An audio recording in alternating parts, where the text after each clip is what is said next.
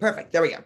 So welcome, everybody. This is class number 6. So I wanted to just take a couple minutes and go over all of the last couple of sessions so we can highlight where we are, because today I really want to conceptualize in everybody's head as the most important turning point in Jewish history. And so even one of the ways in which I think is helpful to think about Jewish history is there sort of major stages that happen. So obviously we can talk about every era and every century as a standalone, and we can obviously find differences, but there are a couple major inflection points in Jewish history. Obviously, if we're thinking in modern terms, the 20th century with both the Holocaust and subsequent creation of Israel was a major turning point. The Enlightenment was another major turning point. And really the expulsion from Spain was a major turning point. But really in the ancient world, if we're thinking of the defining ancient historic event that created what we know to be modern Judaism, it would be the Rabbinic Revolution, the Talmud, everything that happened in Judaism post-destruction of the temple after the Romans came in the year 70 CE.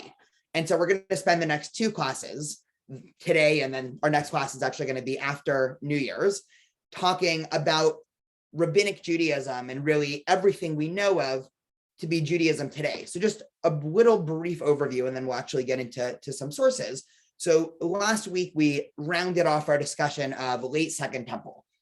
And so over the past couple sessions, we've been talking about once the Babylonians came in, they destroyed the first temple. We studied the first exile and how Jeremiah and his letter to the exiles basically saved Judaism to some extent, because he culminated and fostered a Judaism that can survive outside of Israel and outside of having political autonomy.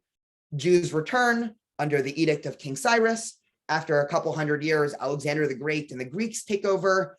And then we discussed in 2 different sessions Judaism's interaction with the wider Greek world, and how there were a lot of tensions, both intellectual, physical tensions that talk about just fundamental issues in Jewish identity. And then, of course, last session, we talked about the Hanukkah story, which is obviously relevant today, as it is currently the second night of Hanukkah, and how the Hanukkah story was simultaneously a battle between the Jews and Antiochus and his Greek army, but also on some other level that we unpacked 2 weeks ago, also to some extent an inter-Jewish battle between the, I'll say, religious purists, quote unquote, and the religious revolutionaries or religious assimilationists. And so the story of Hanukkah actually takes place on many levels. And we finished off our conversation last time where I said that the next session we'll talk about the Talmud and how the rabbis handled Hanukkah. And so at the end of last session, we discussed how when the story of Hanukkah made its way through Jewish history, so you can imagine, right, the Greek Empire rose and set, then the Maccabees took over ancient Israel. They ruled and had political autonomy in the form of both a king and high priest for about 100 years. Then all of a sudden, in the 1st century BCE, the Romans take over ancient Israel. And for about 150 years, you had the situation where the Roman Empire was in charge, and the Jewish community was extremely split over how to handle what they rightfully viewed to be the Roman occupiers of wider Israel. And so there were obviously, right, we can imagine the ancient debates that took place in the synagogues in the 1st century, both BCE and CE, about what to do with this encroaching Roman hegemony, right? You can imagine the whole spectrum of ideas from let's just accept them and try to make peace and carry on, all the way to we have to fight them at all costs, all the way to why don't we try to adopt some Roman norms, right? And so one can imagine the diversity of thinking you might get on a Shabbat lunch sitting down in the 1st century BCE. And this is all taking place, again, in the ancient world, right at the cusp of both the year 0 and also of what scholars talk about as the Talmudic revolution. And so today we are going to jump headfirst into what scholars consider the pre-Talmud era that was really paving the way to the Talmud. And then we'll talk about the Mishnah, which is the first half of the Talmud, and what the Mishnah represents, not just in a historical sense, but also in a wider Jewish philosophic sense, and basically why, whenever we're talking about modern Judaism, and it doesn't matter if we're talking about ultra-Orthodox Hasidic Judaism in New York or Israel, or whether we're talking about the most liberal reform community you can think of in America, they are all operating under the umbrella of rabbinic Judaism. And another way to say that is for the last 2,000 years, the dominant stream of Judaism has accepted as a premise the ideas that rabbinic Judaism came to foster. And we'll discuss what those ideas are. But one point that I always like to bring up when introducing rabbinic Judaism, which because I think it's very illustrative of the point, is there's actually a group right now, right, talking about Israel. I'm heading to Israel in 2 days. There's a group that is right now alive and operating and practicing religion in the northern West Bank in a place called Samaria. They're called the Samaritans, or in Hebrew, the Shomronim. And what's interesting about the Samaritans, right? The Samaritans are probably most well known from the New Testament, where it talks about the Good Samaritan, but the Samaritans are also a much older ethnic religious group that, without going too deep into it, were a break-off group from the Israelites already in the 7th century BCE. And they never went into exile the first time with the Jews. And they basically kept their own religious practices that were frozen in time to some extent from First Temple religious practice. And it's fascinating to look at this community because every Passover, just to give one example, they actually still bring the Korban Pesach, or a Pesach offering. And so, right, if we open up books of Exodus and Leviticus and we read how the Torah commands us to celebrate Passover, they're doing it, right? They are paying attention to the literal ideas of the Torah, of taking a lamb, of doing all these certain rituals, smearing the blood, eating it with matzah and maror, right? All the things that anybody who studied the Exodus story and the laws in Leviticus about Pesach understands are verbatim from the Torah. The only problem is the rest of Judaism, of course, about 2,000 years ago, completely changed Passover practice. And today, any Jew who's celebrating Passover has a Passover Seder. Now, not all Passover Seders look alike, right? There could be more traditional and less traditional, but no contemporary Jewish community is bringing an animal sacrifice. And it's really illustrative of the point because it's almost an irony of history. And I think this is a really interesting way to introduce rabbinic literature, because on the one hand, you have to be rooted in tradition to be a religious community, right? You can't reinvent the wheel every generation and every day. Otherwise, you're not rooted in anything. But the opposite is also true, right? If you refuse to evolve or to pivot at all, you actually run the risk of the religious tradition moving on and leaving you behind. And the Samaritans are a fascinating point here because they are, by some measure, the most traditionalist group of Israelites ever in history. And so they are so traditional that no contemporary Jewish community actually views them as Jewish because they've remained so stagnant and didn't evolve with the rest of Judaism. And so to some extent, the last 2,000 years of Jewish history has been this constant dance happening between internally, both within the wider Jewish community, and I'll argue on a more individualistic level, every Jew should hold with them this tension between being on the one hand rooted in tradition and being on the other hand being open to change and innovation and evolution, and really dealing with that conflict. Because I think if we err too much on either side, right, we run the risk of either religion and Judaism becoming so frozen in time, it ceases to be meaningful or relevant, or on the flip side, Judaism moving, pivoting, and evolving so quickly that it ceases to be Judaism. And so where exactly to draw that line, right, I obviously can't answer that, right? That's for people to endlessly debate in Jewish communities and op-eds, probably for the rest of eternity. But I think it is an interesting paradigm and helpful way to think about rabbinic Judaism. And the last preliminary comment I'll make is, as we'll see today, this is the tension that the rabbis tackled head on. And so the rabbis in the Talmud were not oblivious to this tension between religious traditionalism and innovation. And in a number of sources that we'll go over the next hour or so, we'll see that this was a tension that stuck with the rabbis. And so let's get right into some sources here. And of course, if people have any questions or comments, feel free to stop me in the middle or use the chat or anything like that.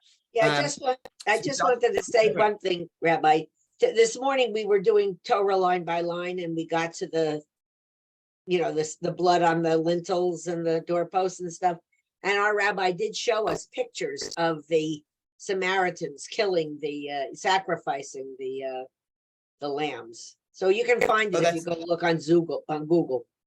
Yeah, that's really fascinating. I actually show there's a 10-minute video. If people are interested, I can try to dig it up and post it here sometime later. That I actually, every time I teach undergrads and try to help them understand this tension, I actually always show that video, because it is a really interesting, facet of tradition, that the people who were, by some extent, the most literalist and traditionalist were sort of left behind by tradition. And of course, once I'm on a tangent, it's hard to get me off of it, right? There were actually other groups in Jewish history that tried to go back. Almost a Protestant Reformation of Judaism was attempted a number of times. And what I mean by a Protestant Reformation of Judaism, right? One of the main facets that was behind the Protestant Reformation was going back to scripture, right? So to some extent, right, and without, making this whole class about the Protestant Reformation,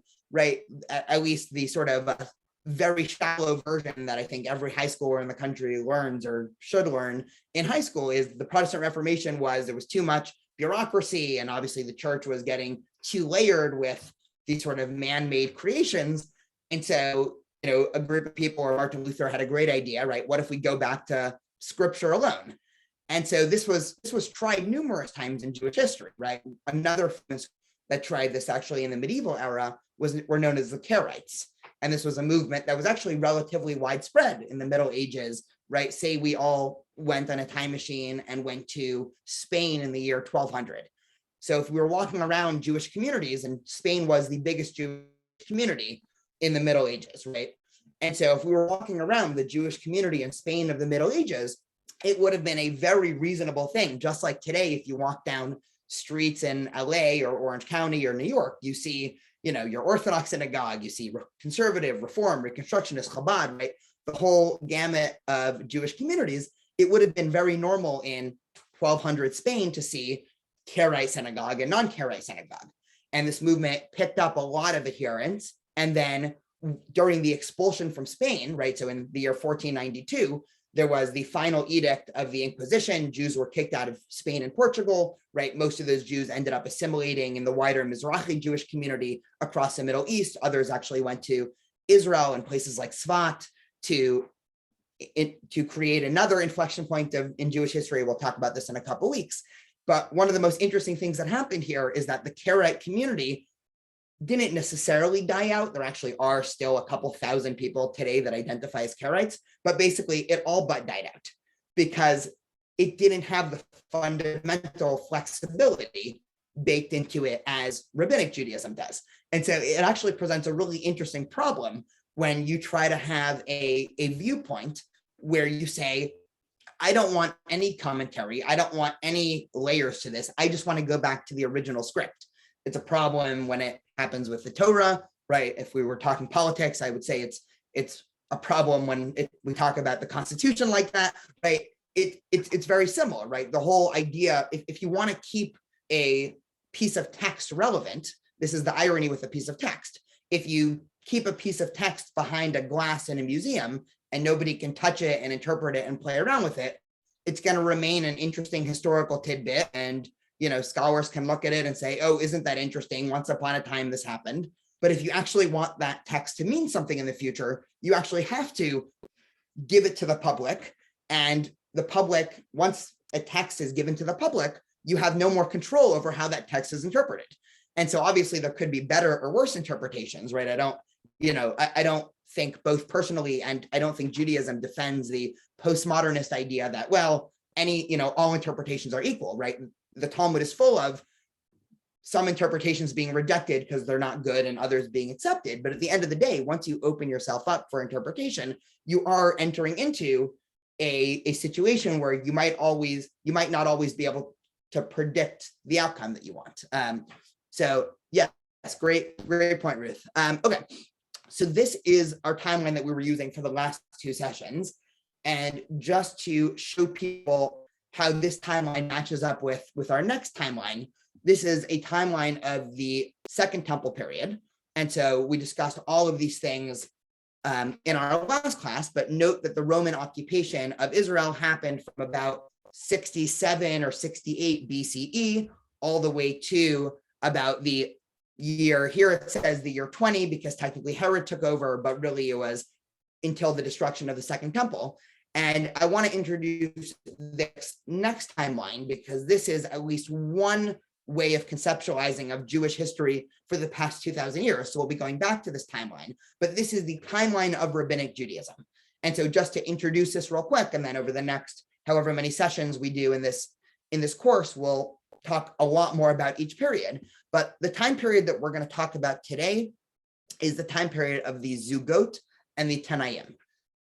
Zugot in Hebrew just means the study pairs or the pairs. And this is going to be an early, almost pre-rabbinic time of Jewish history, but right when this idea of rabbinic Judaism was starting to foster and foment. And so we'll unpack exactly what that means.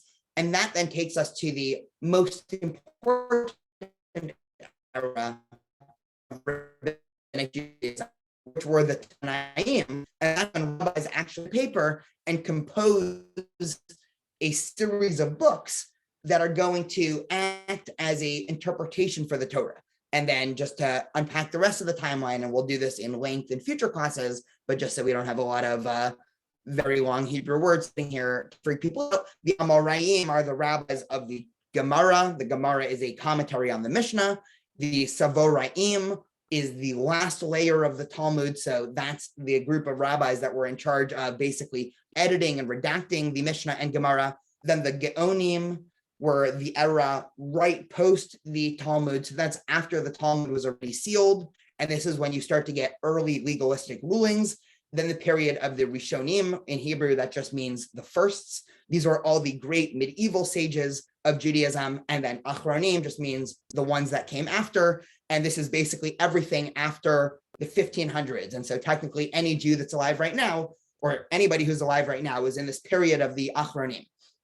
Okay, so this was our last source last time, and we didn't get into it, but most of what we know surrounding, let's say, the year 0 or a little bit before is from Josephus.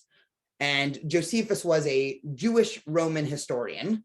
And again, it's not a contradiction to say somebody was Jewish Roman, just like it wouldn't be a contradiction to say somebody was Jewish American, right? So there's obviously a debate, and scholars are still debating this, of how much allegiance Josephus had to the Jewish community, how much allegiance did he have to the Roman Empire, right? Scholars will endlessly debate this, right? If anybody wants to read the tens of thousands of pages that he wrote, you can come up with this for yourself. One of the most famous things that Josephus does for us is he tries to explain the social situation of the Jews in the 1st century BCE. And so what he writes, and we won't go through all of this because this is pretty dense, but he tells us that, and again, this is a late Second Temple period, think the century right before the year 0, so the 1st century BCE, that the Jews had for a great while 3 sects of philosophy peculiar to themselves: the sect of the Essenes, the sect of the Sadducees, and the third sort of opinions was that of those called the Pharisees. And so Josephus already tells us that the Jewish community was intellectually and socially divided in the late Second Temple. An interesting just side remark here is, I think oftentimes in the Jewish community, this is something I've talked about in length before, I don't know if I mentioned it in this class, is we oftentimes have a strong present bias, not just in the Jewish community, in life, where we think that the problems, especially the social and intellectual problems in the Jewish community today, are fundamentally different than past times in Jewish history. And one of the things that I think is interesting when we study Jewish history is to show that there was basically no stage of Jewish history where everybody agreed on everything, right? And this almost goes without saying, but disagreement and debate and different philosophies were always present in the Jewish community. Sometimes those different schools of thought that belong to each other, sometimes some sort of mythical Gan Eden-like period where all the Jews agreed on everything and there was never any arguments, basically never happened. Maddie, can I ask you to read a little bit of what Josephus says about the Pharisees? Yes. Okay, so now for the Pharisees. They live meanly and despise delicacies in diet, and they follow the conduct of reason, and what that prescribes to them is good for them, they do. And they think they ought earnestly to strive to observe reason's dictates for practice. They also pay respect to such as are in years, nor are they so bold as to contradict them in anything which they have introduced. And when they determine that all things are done by fate, they do not take away the freedom from men of acting as they think fit. Since their notion is that it hath pleased God to make a temperament, whereby what he wills is done, but so that the will of man can act virtuously or viciously. They also believe that souls have an immortal rigor in them, and that under the earth there will be rewards or punishments, according as they have lived virtuously or viciously in this life. And the latter are to be determined in an everlasting prison, but that the former shall have power to revive and live again, on account of which, can you scroll? Yes. Sorry. On account of which doctrines they are able greatly to persuade the body of the people, and whatsoever they do about divine worship, prayers, and sacrifices, they perform them according to their direction, insomuch that the cities give great attestations, I don't know that word, to them on account of their entire virtuous conduct, both in the actions of their lives and their discourses also. Awesome.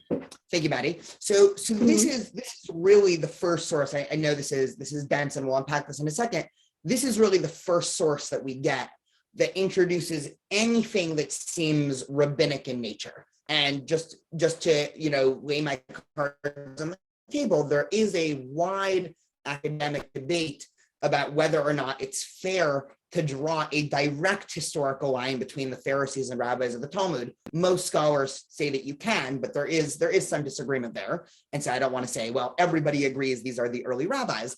But what Josephus is describing here already in the 1st century BCE, so this is a good 150 years until anything rabbinic in nature would have been written down or documented, is there's a group of people. And one of the interesting things that he talks about the Pharisees is this page that Maddie just read is actually full of contradictions, right? It's of that sort of jumping on page, right? They believe both that all things are determined by fate and also people have free will, right? Again, a paradox, right? They believe that souls are immortal and you should also do things in this world basically to ensure success.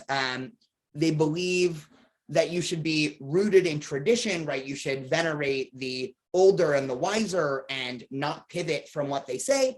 And they say you should follow reason, right? Following reason to some extent is the opposite of tradition, right? Not saying that it's unreasonable to follow tradition, but generally if you're following reason, it means you are not staying rooted just in tradition. You are constantly evaluating. And so what Josephus is describing here is the beginning of a group or a philosophy of people. And right, I don't want to sell the conclusion that this is happening for the first time in the 1st century BCE, because this, of course, has been happening in the Jewish community for hundreds of years. This is the first documentation of this happening.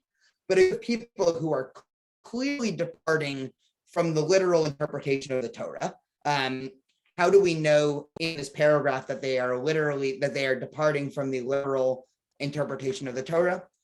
Any guesses?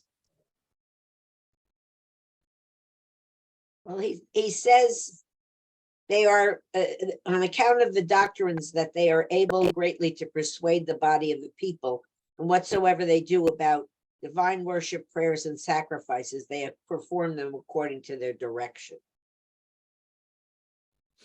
Okay, so on the one hand, they're clearly directing people to do something, which, because if everybody has access to the Torah, right, why do you need people to instruct, right? That's certainly a great clue, and you're definitely correct.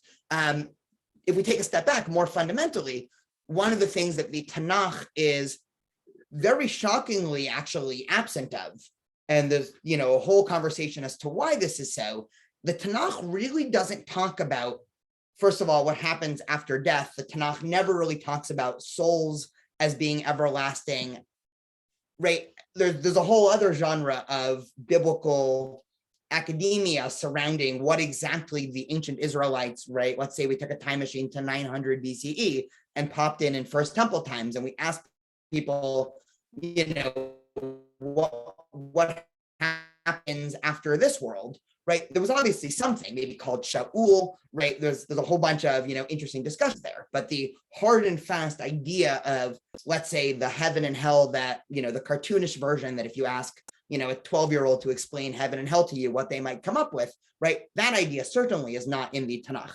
And all of a sudden we start to see a group that's talking about, right, these ideas that are not necessarily contradicting, but clearly not in the Torah. So we start to see the rise of this group, right, that's coming out with these messages of being rooted in tradition, but also being rooted in reason, that are coming up with ideas that both implicitly and other times actually explicitly challenge tradition and notions.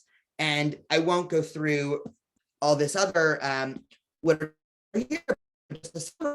Josephus contrasts the Pharisees with the Sadducees, and the Sadducees I would posit to be the staunch traditionalists, right? The Sadducees, as Josephus says, they believe that souls die with the body, right? Nor do they regard the observation of anything beside what the law enjoins in them, right? So the Sadducees reject anything that's not explicitly found in the Torah, right? So they were to some extent biblical literalists, right? They did not want this rabbinic or Pharisaic revolution of interpretation, right? We can go on a little bit, right? Josephus is actually very critical of the Sadducees, right? He writes, but they are able to do almost nothing of themselves, for when they become magistrates, as they are unwilling and by force sometimes obliged to be, they addict themselves to the notion of the Pharisees, because the multitudes would not otherwise bear with them. So basically, Josephus is already pointing out that the Sadducees have clearly lost this societal battle, and most of the Jewish community had actually already accepted the Pharisaic notions of Judaism, which again is pretty astonishing, because this is now hundreds of years before anything rabbinic would have been written down. Josephus is already commenting, when you go in the streets and ask your average Jew to tell you about Jewish ideas, they're already interpreting it through a interpretive lens, right? They are not staying rooted in biblical literalism. And so the Sadducees, while they are the most traditionalists, and Josephus actually goes on, right? He has full chapters on all of these groups. He describes that the Sadducees were actually generally the upper class. The Sadducees were also the group of people that were in control of the temple at the time. And so they were the people who would have been the high priests and the people who were in charge of the temple bureaucracy. Were sort of this up group that were starting to come up with these ideas that might have contradict the sensibilities of a literalist interpretation. The last group, I won't read it at all, but there was another group called the Essenes that Josephus talks about. The Essenes are interesting, if nothing else, because they all moved to a place called Qumran, a city by the Dead Sea, and they were the authors and producers of what's now known as the Dead Sea Scrolls. And so the Dead Sea Scrolls were a famous set of scrolls from everything from the earliest full account of books in the Tanakh, and also other invaluable literature from this time in Jewish history.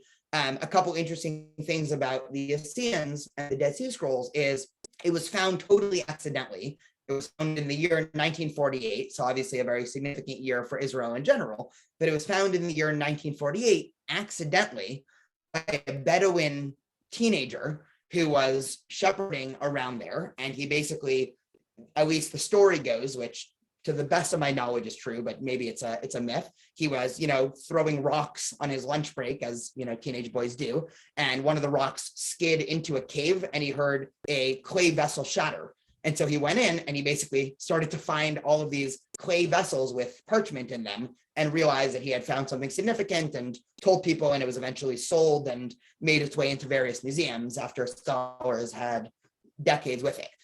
One of the reasons why this is so interesting, one, of course, this is an incredible archaeological discovery, but what's really interesting just in terms of the philosophy of history and archaeology here is this was a total accident. And one thing that's often interesting to think about is how many things are still buried under the ground that we haven't accidentally found yet. And so one of the things that I think is actually humbling about discoveries like this, and we can tell a similar story, I forgot the exact year, it was 1900 something, Cairo Geniza. And this was a brief tangent to this because it's equally important for this conversation. In traditional Jewish communities, if you have the name of God written on anything, you can't throw it out or burn it, right? You have to put it in a special storage room called the Geniza.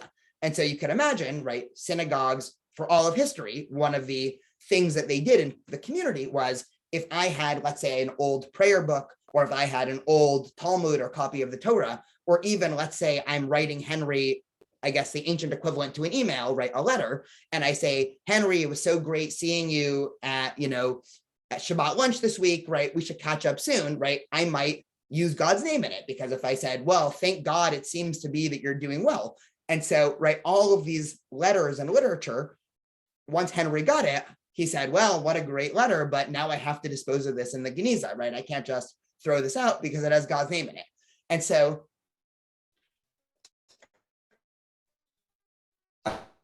apparently in Cairo, right, which was obviously one of the big cities in the Middle Ages for Jews, the central Cairo, and the big apparently the central area that other synagogues across the Middle East would basically send their God names to.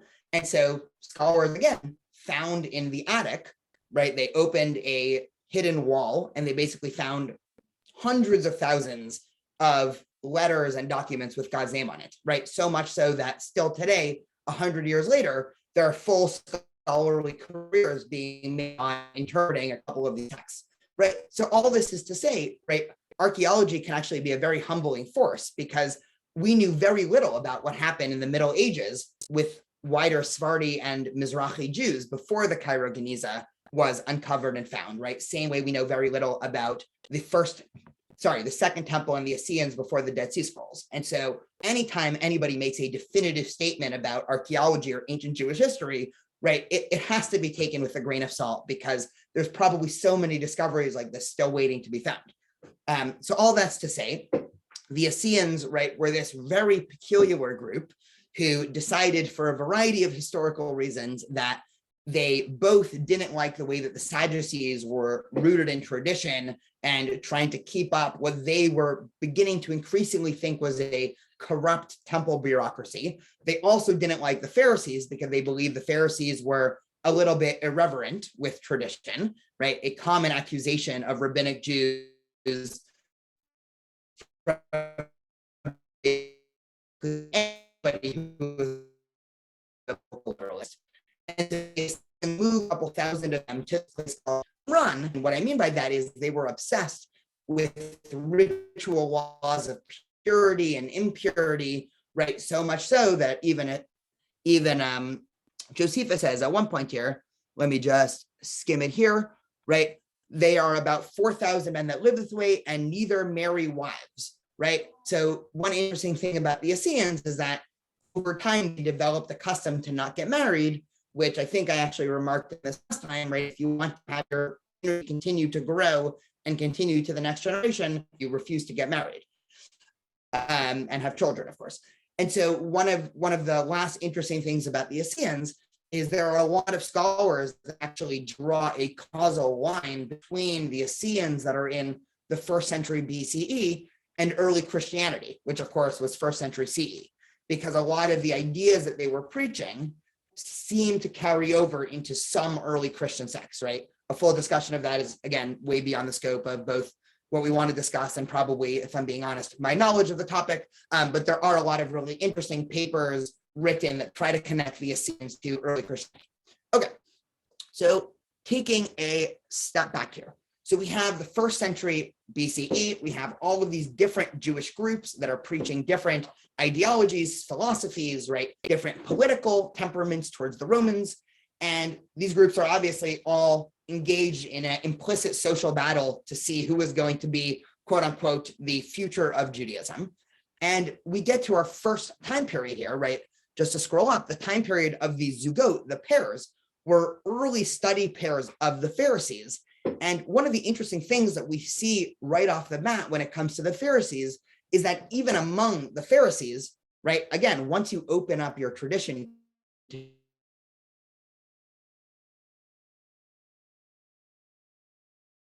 and so I thought it would be relevant, right? I, of course, could have picked literally tens of thousands of examples for this, just because tonight is Hanukkah, just to go over one of the famous debates between Hillel and Shammai about Hanukkah, just as an exemplar representative for the wider conversation between Hillel and Shammai.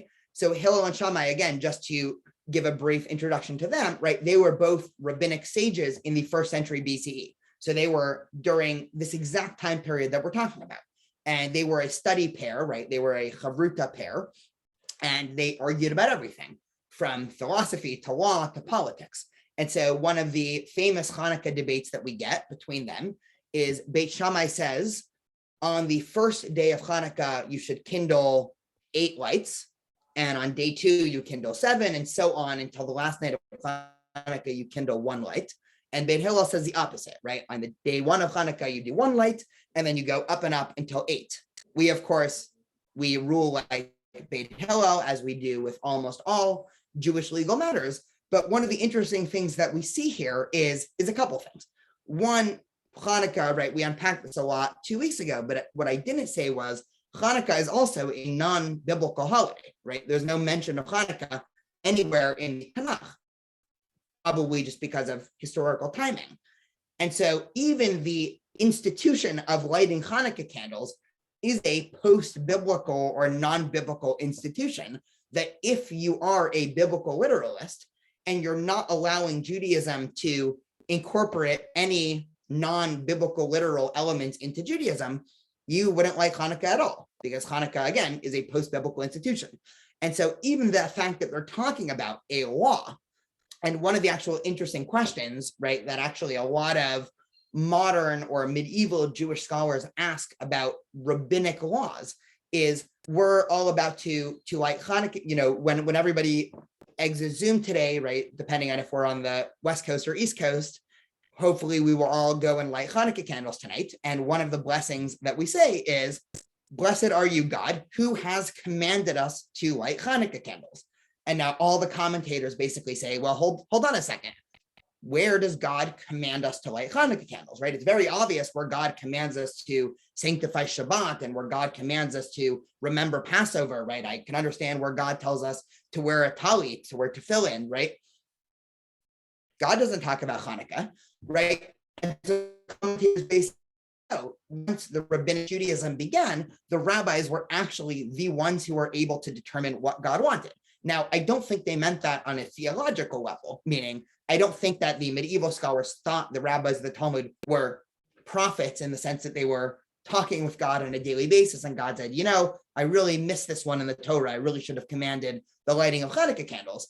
But again, they understood that the way that a religious tradition evolves in a healthy way is it needs to allow for adaptation and additions. And when new things that are worthy of celebration happen, you celebrate them, and things that are not worthy of celebration happen, you mourn them, and so on, right? And this debate, of course, continues today, right? One of the other fun debates you get across the Jewish community today, just as another tangent, is obviously 1948 was a momentous year for the Jewish community. It's when the state of Israel was established. And off the bat, immediately, some Jewish community said, well, you know what? We actually have a prayer that thanks God for a momentous occasion, right? We say it every day. We say it on Rosh Chodesh, and on Hanukkah, right? It's called Hallel, right? Basically giving praise and thanks to God, right? Why don't we start saying Hallel on Israeli Independence Day? And some communities adopted this. Some communities said, no, we don't want to do it. Some communities say Hallel with a bracha, right? Saying, blessed are you, God, who has commanded us to recite Hallel. Others don't, right? So this exact debate is alive and well in the Jewish community today. But again, even the idea that we would say a blessing, blessed are you, God, who has commanded us, to something God didn't command in the Torah, is already a buy-in to rabbinic Judaism. And so again, we have these series of debates between Hillel and Shammai, right? And again, this is before the temple was destroyed. This is before anything that vaguely is recognizable from rabbinic Judaism is ever written down. And this is important because I think oftentimes there's this story that I think, if you ask somebody to explain in 30 seconds rabbinic Judaism, what they might say to you is, well, at a certain point, the temple was destroyed and Judaism needed to pivot, so they created rabbinic Judaism. And that's a common storyline, which is about 90% false, right? Obviously, the destruction of the temple exacerbated rabbinic Judaism. Similar, by the way, right? I'm on I guess, a very tangent-centric mood right now, right? Similar to the story of, right, if you explain the creation of the state of Israel as the Holocaust happened and the world felt bad for Jews and created the state of Israel, it's also false, right? The Holocaust obviously helped world opinion tilt towards the Jews needing a state. But the idea of Zionism, if it's not 2,000 years old, it was at least 150 years old by now. And so, right, these sort of simplistic, well, this happened and then this happened as a result, right? It's easy to fall into that trap. But again, a real assessment of history requires multiple causal factors and all of this. And so, right, the goal of doing all of these sources was then to get us to our next source, which is sort of the mythical, and I'll explain why I use the word myth in a second, but the mythical story of the background of rabbinic Judaism, so that we don't all go into this thinking, oh yeah, rabbinic Judaism just came about as a reaction to the temple being destroyed. Rabbinic Judaism, this idea of interpretation and discussion about what should be the law, was alive and well for hundreds of years before this, throughout the Second Temple period, and perhaps even earlier. Any questions or comments before we go on? And just throw in and also a couple of tangents there. So I just want to make sure we're all on the same page here. For this next source will be sort of the most quote unquote historical source that we'll do about rabbinic period. We'll talk about two other sources that I think encapsulate the philosophy of the rabbis, and then we will say goodnight. Perfect. And of course, if people have questions or anything, right, feel free to interrupt me. Okay, so we get our most famous origin story of the Talmud in Tractate Gittin, which is a coincidence, right? Gittin, of course, deals with the laws of get, which are divorce documents in the Jewish community. This story, obviously, right, just so people here don't think that I'm the only one who goes on tangents, the Talmud also always goes on tangents, which is, again, how you get the story of the destruction of Jerusalem in a tractate about divorce bills. But the rabbis tell this sort of history of the creation of rabbinic Judaism, and they say as follows. There were certain zealots or extremists among the people of Jerusalem. So now, just to unpack what's happening here, this is in the year 69 CE. The Romans, right, this is 2 years already into what Josephus calls the Third Jewish-Roman War. And this was a time in which the Roman Empire had had enough with the Jewish community. They decided they wanted to not only be politically in charge of Jerusalem, but actually destroy Jerusalem. And they surrounded Jerusalem, right? Jerusalem is, of course, a walled city, which makes it both very easy to protect, but also very easy to siege.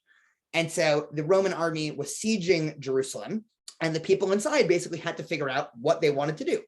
And so the sages, right, the sages are the rabbis, the Pharisees, said, let us go out and make peace with the Romans, right? So again, the sort of voice of reason is, we're a small army here, right? We're being sieged. How long can we last anyway? We might as well go out and try to make peace with the Romans. Maybe they'll still destroy the temple, maybe not, but at least we won't have to go into this war.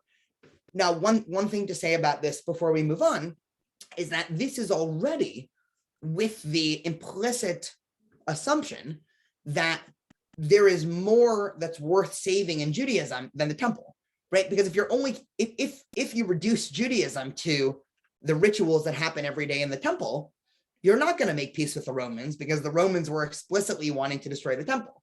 And so the Pharisees are already coming up with this wild, right? I'll say wild, right? Because it was for its time, this crazy idea of, guys, if we make peace with the Romans, okay, they can have Jerusalem, they can destroy it, we can survive another way, right? Let's not go into this war, right? But what happened? The zealots didn't allow them to do this, right? But there were some people in the community, right, that the Talmud calls zealots, right? They were hard and fast extremists, and they didn't want to do this, right? So what happened? The zealots said to the sages, let us go out and engage in battle against the Romans. But the sages said to them, you will not be successful, right? The sages says, what do you mean? We're an army of a couple thousand, maybe 10,000 soldiers. The Romans have, right, they are the world empire, the world power at this point in history, right? It's crazy to think that we're going to be successful. You will not, it will be better for you to wait until the siege is broken. But what happened? In order to force the residents of the city to engage in battle, the zealots arose and burned down the storehouses of wheat and barley. And so the zealots said basically, okay, Jerusalem, obviously, right, big city, right, has a lot of storehouses. But if we burn all the food, well, guess what? You have no choice but to open the city doors, because if not, everybody's going to starve to death. And so you can force Jerusalem into a war. So what happens?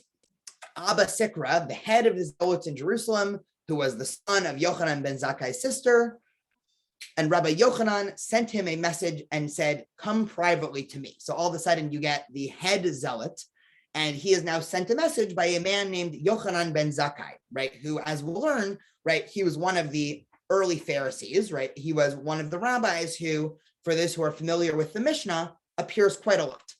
And so he came, and Yochanan says to him, let me scroll down, until when will you do this and kill the world with famine? So basically he says to the head of the zealots, what are you doing, right? You're going to kill all of the Jews in Jerusalem because you're burning down all the storehouses. And the head zealot says, what should I do? Since if I say anything to them, they will kill me, right? As what often happens in violent revolts, right? Even the leaders lose control over it. And so the head zealot is now so afraid of his followers that he says, I can't just tell them to stop.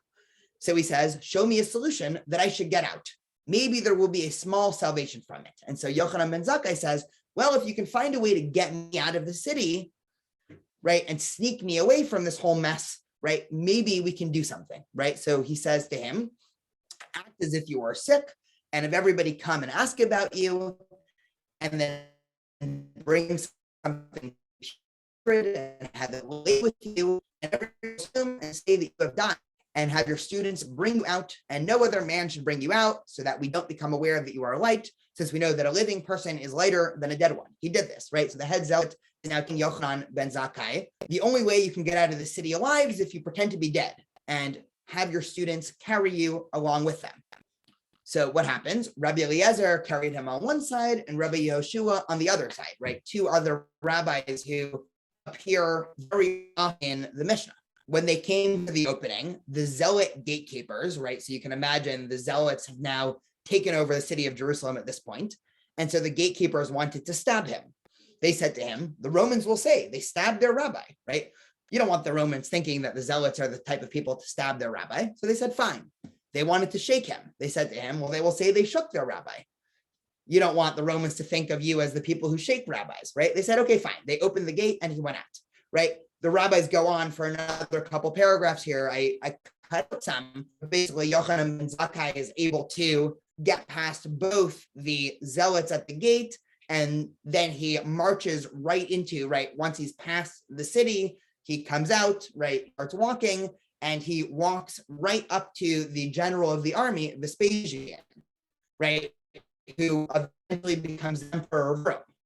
Now, before that, this is the sort of mythical origin story of rabbinic literature, it's because, of course, at face value, almost no chance this story happened literally, right? But as we'll see in a minute, this story is metaphorically representative of the entirety of rabbinic Judaism. And what I mean by that is, right, scholars don't even think Vespasian was in Jerusalem during this time, but watch what happens. So Vespasian said to Rabbi Yochanan ben Zakkai, right, I've just been anointed the emperor, right? I will be going to Rome to accept my new position, and I will send somebody else in my place to continue sieging the city and waging war. But before I leave, ask something of me that I can give you, right? So this is, right, one of the oldest literary elements, right, perhaps in fiction, right? The sort of three wishes, right? He actually gave him three wishes, right? You happen upon a genie or somebody in a position of power, right? Take whatever you want, right? So at this point, right, if you're Yochanan ben Zakkai, you know what's happening, right? Jerusalem's being sieged. People are dying of hunger. The Roman army is about to break into it, basically kill everybody, burn down Jerusalem, destroy the temple. And the general of the army is asking you for a wish. It seems pretty obvious what you should do, right? Either ask, well, spare the people in it, or ask, maybe stop making war, or just don't touch the temple. Now, what's interesting is that Yochanan ben Zakkai doesn't say any of these things. And the Talmud actually goes on to have a discussion of, well, why didn't he ask for this? Why didn't he ask for this? Why didn't he ask for this? And the answer the Talmud arrives at is basically, he knew that Vespasian wouldn't give these things. And so what does Yochanan ben Zakkai says? Give me Yavne and its sages, right? One of the most famous lines in the Talmud. What's Yavne? So if you put on Google Maps, Yavne is about, I think, 10 miles south of Tel Aviv, near the coast, right? About 40 miles west of Jerusalem. Today, I think if you are in Israel, the most interesting thing about Yavne is that there's a water park. And so Yavne basically was a no-name city in ancient Israel. And what was unique about Yavne was the location of the first Beit Midrash, and Beit Midrash meaning study hall. And this was a city that apparently a lot of the early Pharisees lived in. And this was the birthplace to some extent of the study of rabbinic Judaism. Now, this story, again, is a metaphorical story for the totality of rabbinic literature, because at the time when it seemed that all was lost, and at a time when Jerusalem was being sieged and about to be destroyed, the Jewish community's ability to pivot to a different type of Judaism, a type of Judaism that didn't need a centralized temple, the type of Judaism that to some extent didn't need political autonomy, the type of Judaism that could exist and thrive outside of Jerusalem and that can adapt to different exilic conditions, was being born right next door. And so this is really the origin story of the Talmud to some extent, right? Not to say that the Talmud, again, was born out of the destruction of the temple, but the destruction of the temple is when it became clear that this type of Judaism was going to be the type of Judaism that was going to move on in the future. And so just to illustrate, again, the tension around this, right? I brought, again, two other very famous sources, and I want to put them in dialogue with each other, and then we'll finish with one final source. But just listen, just to some extent, there's an implied irony with these next two sources that I'm about to show. So this, of course, is one of the most famous rabbinic pieces, written, right? It's the beginning of the Mishnah in Pirkei Avot, and it basically creates a clear line of tradition, right? Moses received the Torah from Sinai. Moses transmitted it to Yehoshua, Joshua transmitted it to the elders transmitted it to the prophets to the men of great assembly. The men of great assembly were the Pharisees of the Second Temple. And so again, in one rabbinic source, you get a clear rabbinic line, a clear line of tradition from Sinai all the way to basically the rabbis. Right? Everything the rabbis did was exactly. On the other hand, here's another rabbinic source. They told the parable, right? And they mean rabbinic literature and Judaism, right? So what can this be compared to? To a king of flesh and blood who had two servants, and he had great love for them, and he gave each of them a cob of wheat and a bundle of flax, right? So you can imagine the imagery here. There's a king, he has two servants, and he gives each servant some wheat and some flax. And one other side point here is actually, there's a famous parable of a king and two servants in the New Testament that it's a very different parable, but this might be a play off a different interpretation. So what happened in the story? The wise servant took the flax and made a nice tablecloth, took the wheat and grounded it and sifted it and kneaded it and baked it and set it on the table. He put the fine tablecloth on the table, and he left it until the king had come with both the nice tablecloth he made and the bread. The foolish one did nothing, right? The foolish one took his wheat and took his flax and basically left it in the corner and guarded it, right? He put it in a museum. After a while, the king came back and he said to his two servants, well, bring me what I give you. One of them took out bread of fine flour with a fine tablecloth, and one of them took out the wheat and a box and the bundle of flax. woe for such shame, woe for such embarrassment. Which one was more beloved? I would say, of course, the one who took out the bread on the table with the fine tablecloth. So too, when God gave the Torah to Israel, he gave it only as wheat to make fine flour and flax to make a cloth, right? So a very strong and vivid metaphor here for the idea of the Torah is obviously important, but it's just the raw material, right? If you don't knead and sift and play around with and weave and do all these things to the Torah, in this metaphor, the king comes back and basically laughs you out of the room and says, I didn't give you a bundle of wheat so you can sit here and have a nice bundle of wheat. I gave it to you so that you can be creative with it. And one of, obviously, if we dig into this metaphor and analogy a little bit deeper, right, you can turn wheat into many things, right? You can obviously make bread, you can make pastas, you can make desserts, right? If we're talking about other types of grain, you can make alcohol, right? There's a whole range of things from which you can make from wheat.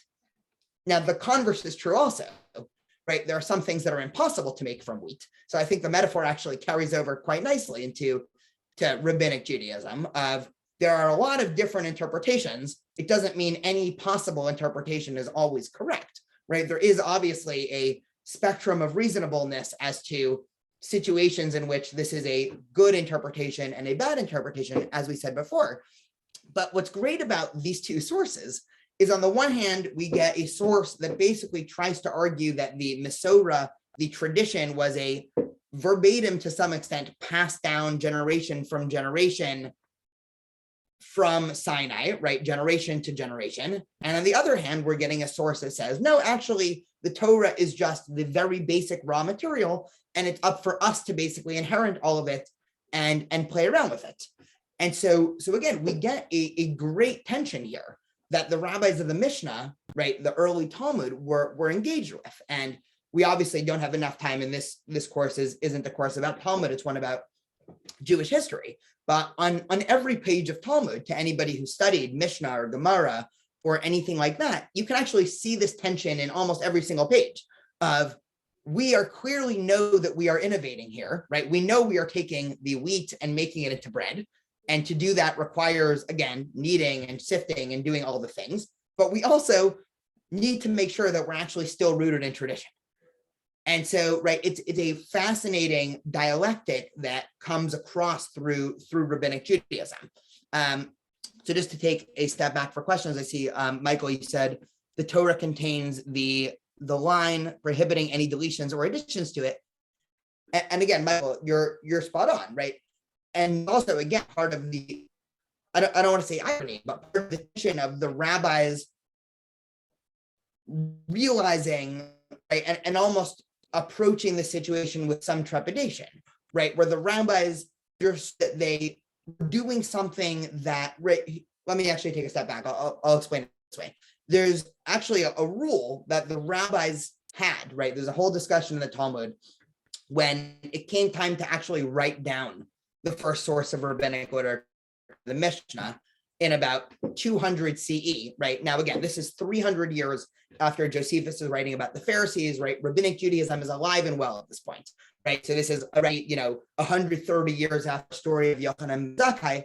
Nothing had actually written down, right? This was all a purely oral tradition, right? And so this was something that was taught orally, but there was a law or a strong custom in the community against the writing of any of it down. In the year 200 CE, Judaism was becoming increasingly geographically dispersed. It was about a generation and a half after the Bar Kokhba revolt, right? A massive failed uprising against the Romans. This is when Jews started really spreading out all throughout the ancient world. The prince basically sat there and thought to himself, if I don't write this down, I'm not sure that there's going to be anybody in the next couple of generations that's going to be able to carry on the oral tradition, because it's all alive and well, right? If the entire Jewish community is in Israel, then an oral tradition can work because everybody's together. You can have a couple people with exceptionally good memory or teaching skills that can teach the tradition one generation to the next. And you can basically ensure that not too many divergent interpretations that are completely different than each other arises, because everybody's at least in the same geographic area and oral tradition. once Judaism disperses, right, this presents a huge problem. So Judah Hanasi in the year 200 decides, I'm going to write this down. And this, of course, was a very tense moment because he writes, right? There's a whole discussion in the Mishnah about this. He says, we have a strong tradition against this, yet the line that he quotes, there's a line in the Torah that says, Eit la'asot laHashem, right? I don't think it's in the Torah, actually. It's in the prophets, right? Eit la'asot laHashem, right? It's time to act for God, right? And he interprets this as saying, there are times when you need to follow tradition, and there are times when you need to act for God. What does that mean? Well, sometimes acting for God means you actually have to challenge tradition, right? Again, one of the great tensions or ironies of rabbinic Judaism is the recognition that sometimes if you want to save tradition, you actually have to challenge it. And this is something that, again, the rabbis did. This is something that if we talk about in the medieval era, that thinkers like Maimonides did.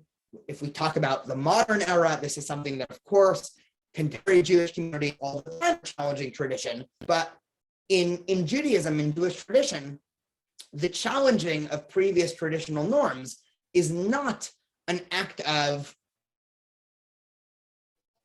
right? In Judaism, to some extent, the most traditional thing you can do is challenge tradition, because this has been baked into our religious tradition.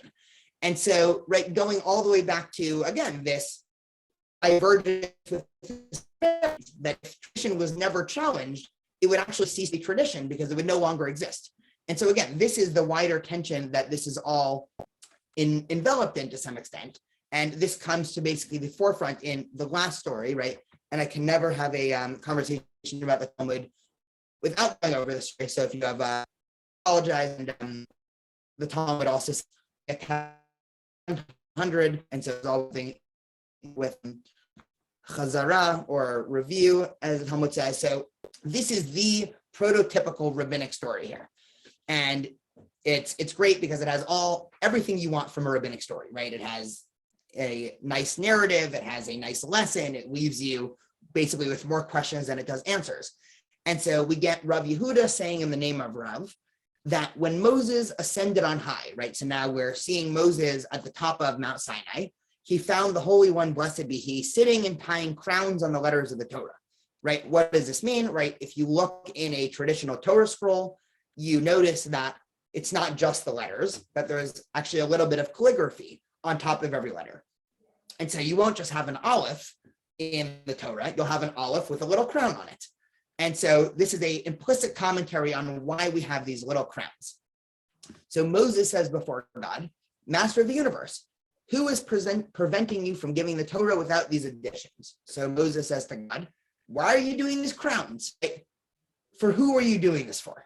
God said, well, there's a man who is destined to be born after several generations, and Akiva ben Yosef is his name. God says, don't worry about it. There's a man that's going to be born in about 2,000 years, who's named Akiva ben Yosef, right? We know him as Rabbi Akiva, right? The most commonly quoted rabbi of the Mishnah. And so he is destined to derive from each and every thorn of these crowns, mounds and mounds of halachot, right, of law. And it is for his sake that these crowns must be added to the letters of the Torah. And so God says, you want to know why I'm not just writing an aleph, I'm actually writing an aleph with a little crown on it. It's because Akiva is going to be able to look at every single nuance in the crown and derive mounds and mounds of laws, right? Again, an act of interpretation. And so Moses at this point is understandably quite curious. And so again, this is all taking place presumably while Moses is on top of Sinai, right? An incredible story. So Moses says before God, Master of the universe, show him to me, right? So, right, he's curious and he says, well, if there's going to be this great teacher of Torah in the future named Rabbi Akiva, I want to meet him. And so God basically allows Moses to time travel into the future. And Moses went and sat in the end of the 8th row in Rabbi Akiva's study hall, right? The 8th row obviously represented, right, the same analogy of the kid who's in the back of class, right? So you obviously have, right, if you imagine your stereotypical high school room, you have the students who are sitting in front and they're the ones paying attention. And then in the last row of class, you have the slackers. It's actually funny because when I teach this in my UCI class, I always make the same joke. And then I say, well, I know all of you in the back row are not on this. So Moses' classroom, and the Talmud says that he did not understand anything that was going on. Right? So Moses is now in a Torah class and basically has no clue what's happening. Right? So what's happening? Moses' strength waned, right? So Moses becomes depressed and upset as he thought his Torah knowledge was deficient, right? So now you're Moses, you're the guy who wrote the Torah. You're now at a class of Torah and you know what's going on, right? An incredibly humble and upsetting moment, because how can it be that the person who wrote the text doesn't know what's going on in conversation about the text? Now, all of a sudden, when Rabbi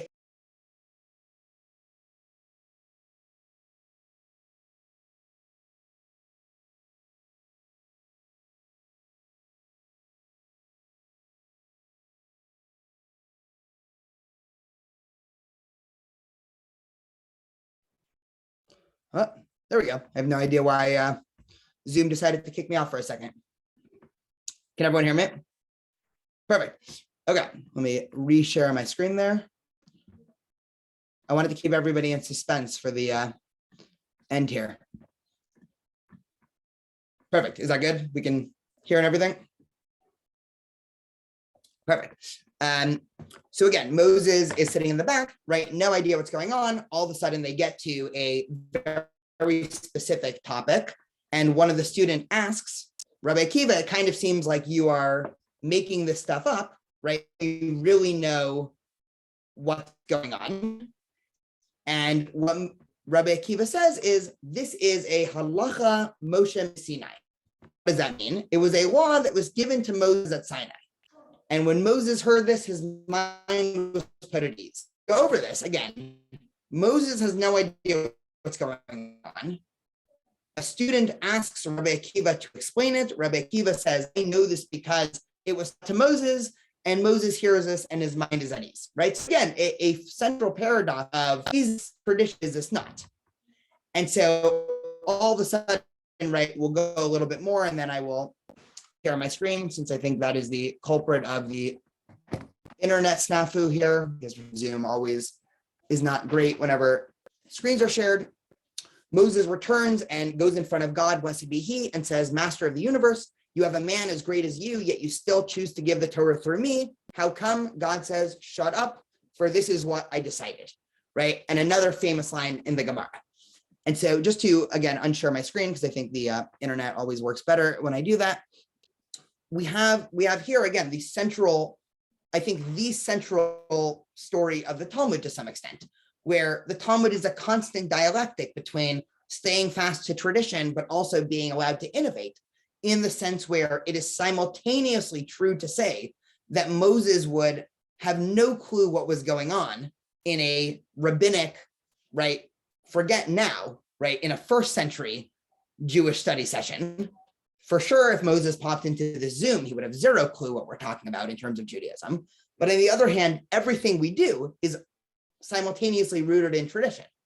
And when the rabbis are forced to explain this paradox, right, they say Moses is asking God, well, then why did you decide to give the Torah through me? God basically, in the rabbinic minds, shuts him up, basically says, this is what I decided, almost ending off as this is a paradox to some extent. This is just how things go, right?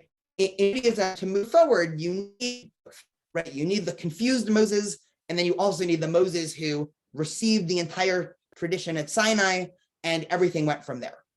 And so, all in all, right, just in terms of our history today, just in review, right, we talked about the time period basically from 100 BCE to about 200 CE. And what happened in this time period, right? Of course, we can talk about this time period through its important events, right? So the waning of the Maccabean Empire, right? The rise, the destruction of the Second Temple, right? Those are the most important historical events that happened. But in terms of Jewishry, in terms of how this time period affected modern day Judaism, this was the most important time period in Jewish history. And next week, or not next week, in about a couple of weeks when we meet next time, we'll talk a lot more about the wider philosophy of the Gemara, which was the corollary to the Mishnah. But this is basically, again, presenting a completely new inflection point and point of innovation in Judaism, where the entire, to some extent, playbook has been thrown out, right? This is, the door has opened for different interpretations, for debate, for interpretations that challenge the ideas of the Torah, for interpretations that have nothing to do with ideas of the Torah, right? That create new institutions. And this is the paradigm of Judaism that, again, any contemporary Jew, from ultra-Orthodox to secular, has been living with this paradigm for the past 2,000 years. And so just the last thing I'll say, and this is, of course, I think, taken for granted by people in the Jewish community, but can actually be quite confusing to people outside of the Jewish community. I'll actually tell this by a point of illustration. So about 2 months ago, and it was a class on, it was a Jewish history class, but the professor didn't really have a background in Talmud, so he asked me to come give a lecture on Judaism. And one of the things that I said during the time is, if people are interested in this, I teach a 10-week class at UCI about Jewish texts. So, you can come. So one of the women, she was a bit of an older woman, was taking the course. So she emailed me afterwards and she said, I come from a Christian background and, I had never heard of the Talmud before, and I would love to meet you over coffee and, talk about it. And so we met, and she said, can you send me your syllabus for your Jewish text class? And I sent it to her. And of course, in my Jewish text class, we have 2 weeks where we do the Tanakh, and the next 8 weeks are either Talmud or post-Talmudic literature, right? All the medieval Jewish thinkers, the modern Jewish thinkers, Zionist thinkers, right? Reformed Jewish thinkers, right? Something, again, I think that most Jews take for granted, that if you want to understand the Jewish community, the Torah is maybe a good starting point, but it's about 10% of what you need to know. And so I spent, half an hour basically explaining all of this, and went home, and then I got an email from her that night, which basically highlighted I probably did a terrible job of explaining it when I was meeting with her. She said, I'm still a little confused why in your class on Jewish texts, you have so many texts that aren't the Hebrew Bible. And so I just sort of, gave myself a face slap for that. But basically, this is a point, again, that I think people that are involved in the Jewish community take for granted, that handing someone the Torah and saying, here, this is Judaism, go study it, is almost a humorous thing to do because it's so off. But this is something that, again, from a historical perspective, really involved as an inflection point here in this late cycle post-destruction of the temple. And Judaism could have either died out if it didn't adapt, or on the other hand, have looked very differently. So at this point of Jewish history, again, we're ending off in the 2nd or 3rd century CE. At this point, the temple has been destroyed. Jews are no longer living in Jerusalem. Most of the Jewish community at this point has either moved to the north of Israel, right, the Galilee, or has actually started making their way east over to Babylonia, right? Babylonia, of course, becomes the next major Jewish center. So in a couple weeks in our next session, we'll talk all about the Jewish community in Babel or Babylonia, right? Of course, the Talmud, or the main Talmud, the Babylonian Talmud, was written in Babylonia. And so at this point, we're dealing with a Jewish community that's becoming increasingly